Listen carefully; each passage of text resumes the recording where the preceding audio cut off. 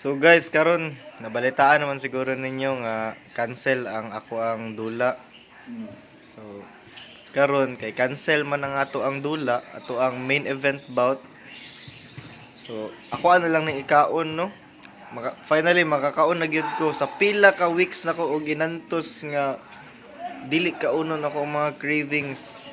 Ako agyong giantos gyud para lang makuha og sakto ang akong kilo from 69 kilograms. Nakuha na ko ang kilo last day pa. Na ako sa mga 60.8 kilograms. Naningkamot jud ko nga makuha ang ako ang kilo.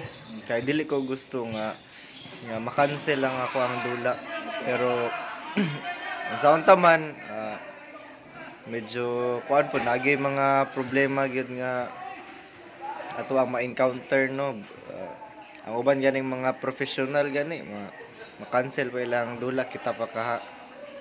So karon mangaon na lang ko. Banat yung kaon ron. Akong kaunon kung unsay mga gusto na ko kaunon. So karon lang kana lang padayon gyapon ta sa ato ang mga pangandoy sa kinabuhi. Sa mga fighters diha nga nangarap nga mutaas pa ang ilahang achievement sa larangan sa MMA. So padayon lang ta sa ato ang training. So good night.